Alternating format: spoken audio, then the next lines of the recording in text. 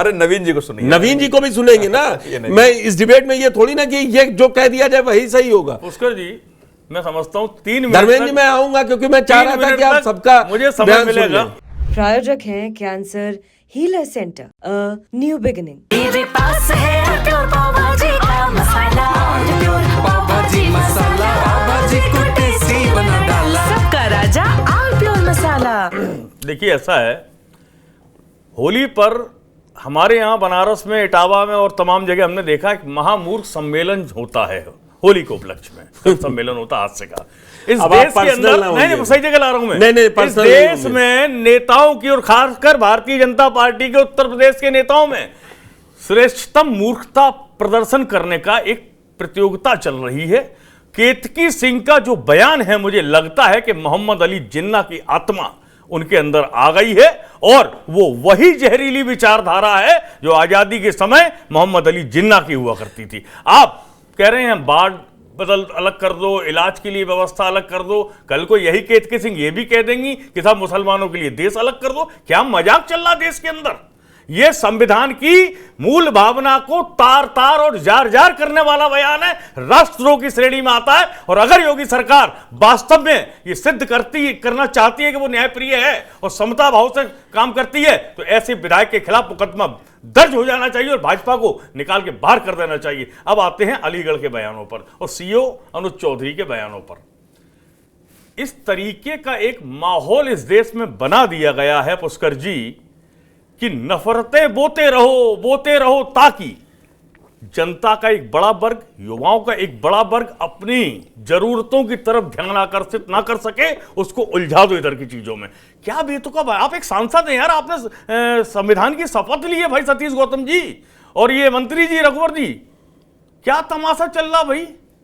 आप कुछ भी बोल दोगे अपने लोकसभा विधानसभा क्षेत्रों में जाके कि हम ऊपर पहुंचा देंगे, नीचे पहुंचा देंगे। क्या मजाक चल रहा है?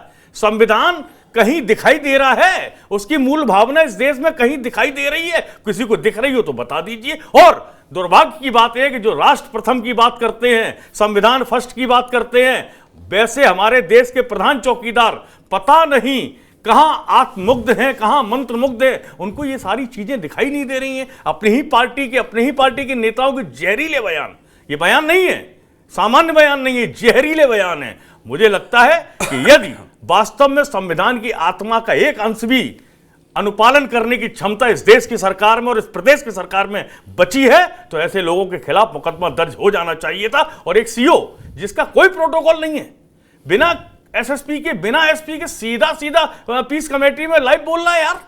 क्या मजाक चले? उसके बाद मीडिया में बोल रहा है। किसने अनुमति दे दी? कौन से पुलिस अधिकारी हो? क्या डीजीपी उत्तर प्रदेश पर एक्शन लेंगे? एसीएस होम्स इस पर एक्शन लेंगे? मजाक चल रहा है क्या देश के अंदर? घर की खेती बना दिया 2024 के जो बाद जिसके मन में आएगा 2024 से पहले का देश, 2024 से पहले का देश, फिर आपसे 2024 से पहले का देश देखा नहीं नवीन जी ने। हाँ, ना मुझे लगता है, ना मुझे लगता है कभी नहीं। मैं वही 2024 कहिए, 2024 कहिए, 2014 में देश आजाद, 2024 के बाद ये बयान आपको दिखाई दे रहे हैं ना? इससे पहले कभी किसी के बयान मैंने हर बयान में जम्मत की, कैसे आप थोड़ी नेता करेंगे? नहीं दिए। अरे धर्मेंद्र यादव जी, और ना आप कभी शांति कमेटी की मीटिंग में गए। मैं नोएडा के थाने में रिकॉर्ड में 49 थाने में होती है ना, मैं पीस कमेटी की बैठक में रहा हूं। और अरे भाई भी रहते, हिंदू भाई भी रहते, रक्षाबंधन पे भी एक बार ऐसे आप अभी सीओ पे सवाल करने लगे, होली भी पड़ती है। आपने सीओ पे सवाल किया, आप एसपी लेवल पे कौन सी शांति कमेटी की मीटिंग होती है? अरे भाई एसपी भी लेता है सर, क्यों नहीं लेता है? कैसी बात कर दी आपने? लेकिन आपने सीओ पे सवाल खड़े किए। अरे सीओ, ये बहुत जिम्मेदार बयान है सीओ का। थाने और क्षेत्र लेवल की आपने शांति कमेटी की मीटिंग ठीक है, आपने नहीं की। धर्मेंद्र जी के पास चलता हूं मैं। अरे धर्मेंद्र जी को मीटिंग होती है और क्षेत्र के लेवल पे भी होती है। अरे आपका पॉइंट आ गया ना, आपसे ज्यादा समर्थन में कोई नहीं है। व्हाट्सएप यूनिवर्सिटी की मुझे समर्थन की क्या आवश्यकता है? अरे भाई आप समर्थन में हम कह रहे हैं उनके हैं, रघुराज सीओ इन सबके बयान आपने कहा नहीं, आपने कहा मैं उनके बिल्कुल होना चाहिए नहीं, डॉक्टर साहब बता दीजिए, केतकी सिंह पे मुकदमा होना चाहिए, बिल्कुल होना चाहिए, वो नहीं कहा, बिल्कुल होना चाहिए। केतकी सिंह का बयान बहुत डिफरेंस है, बहुत डिफरेंट है। अरे देश को बांटने वाला है, मैं उसका विरोध कर रहा हूं और आपसे सहमत हूं कि राष्ट्रद्रोह का मुकदमा होना चाहिए। लेकिन मंत्री जी के और सीओ क्या की बात इतनी से हिम्मत जुटा पाएगी योगी 100 सरकार? नहीं कि 1,00,000% सहमत हूं। क्या ठीक है, इतनी ठीक। हिम्मत जुटा ठीक पाएगी है, योगी सरकार? अरे रुक जाइए और लोगों की। धर्मेंद्र यादव जी, ये तो आपको सूट कर रहा होगा कि रघुराज जी, केतकी सिंह ये बयान दें आपको, इसीलिए आज मैंने डिबेट पे सबसे आखिरी में आपसे मतलब सब तीनों लोगों सवाल लेने के बाद आपसे लिया। ये तो सपा को सूट कर रहा होगा ना 27 के लिए। क्या पुष्कर जी, अगर भारतीय जनता पार्टी के लोग देश जलाएं वो हमें सूट नहीं करता। इस देश के हो तो वही रहा है, आप नागरिक शांत हमें सूट बैठे। नहीं करता। आप शांत बैठे। इस देश अरे आप सुने हाँ भी ना, ठीक है, शांति इस देश के नागरिक त्योहार ना मना पाए हमें सूट नहीं करता है। मैं डॉक्टर सुनील कौशिक जी की एक बात से शुरुआत करना चाह रहा हूं। मुझे लगता है कि मूल में ही भूल है। इन्होंने आपने ध्यान दिया, पता नहीं दिया। इन्होंने कहा मेरे गांव में अगर हम लोग त्योहार मना रहे हैं, मेरे घर में। ये जो मूल और में भूल की भावना है वो आपको देश की तरफ नहीं ले जाएगी। आप अगर इस तरह से सोचते हैं तो आप ऐसे समझिए, न तेरा है न मेरा है, ये हिंदुस्तान सबका है। न तेरा है न मेरा है, ये हिंदुस्तान सबका है।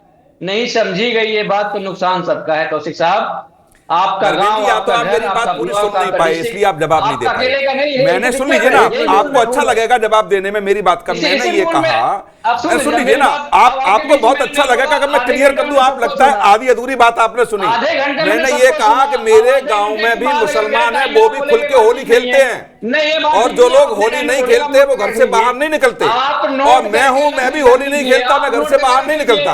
लेकिन ये मतलब नहीं है कि मैं घर से बाहर निकलूंगा और मेरे ऊपर कोई रंग डालेगा तो फिर मैं एफआईआर करूंगा, बवाल करूंगा। ये नहीं होना चाहिए। मैंने इनको बीच में एक शब्द भी नहीं बोला।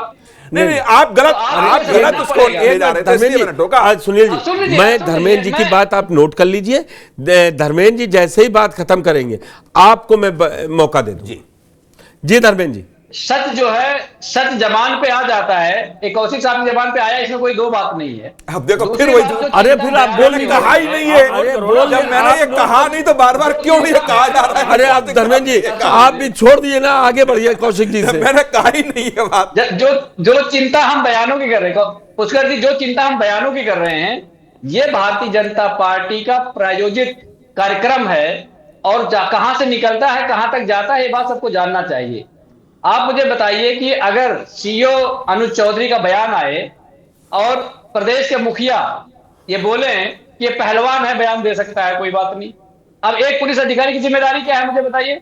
अगर हिंदू अपने घर में त्योहार मनाए, मुस्लिम अपने घर में नमाज पढ़े, तो अनुज चौधरी अपनी वर्दी खूंटी पे टांग अपने घर में लेटे आराम से, उनकी कोई आवश्यकता नहीं इस देश में, इस प्रदेश में। आपकी भर्ती किस बात की हुई है? आपने शपथ किस बात का लिया है? दूसरी बात, नवीन दुबे जी कह रहे थे कि सतीश गौतम जी शपथ लिए हैं संविधान की। कुछ लोग ऐसे हैं इस देश में, हालांकि ये बात बोलना थोड़ा उचित नहीं लगता है, जैसे किसी की मां मर गई हो और उससे बोलो कि मां की कसम खा लिया भाई। तो भारतीय जनता पार्टी के बड़े बड़े बयानवीर हैं, उनके लिए संविधान मर चुका है।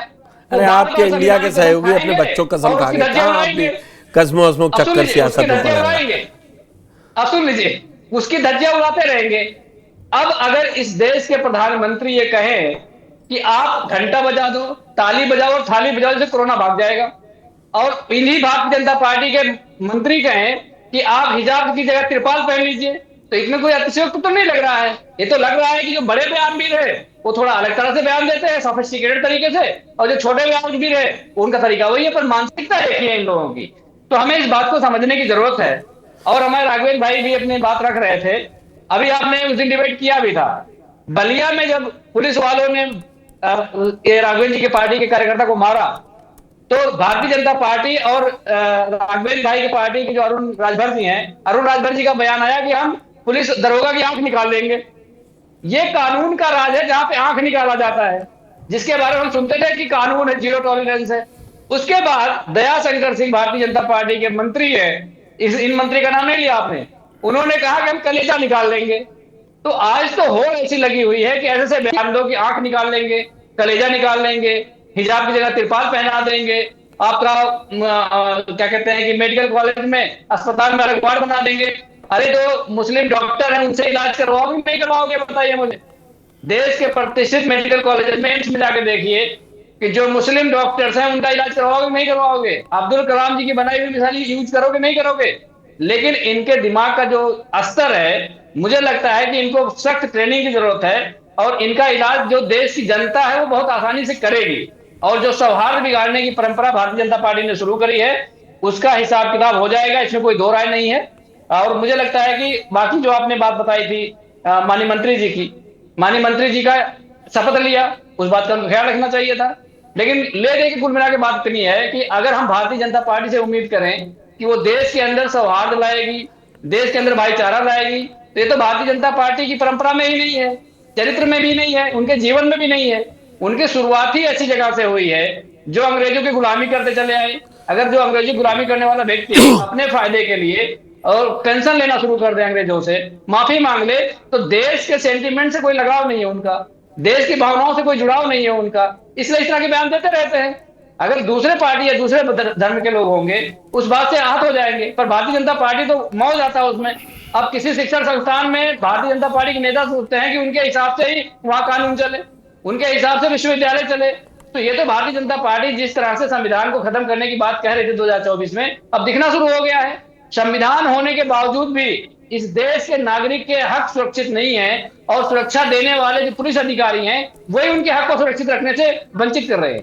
तो इससे बड़ा दुर्भाग्य किसका हो सकता है, देश का हो सकता है। प्रायोजक हैं cancer healer centre, a new beginning. मेरे पास है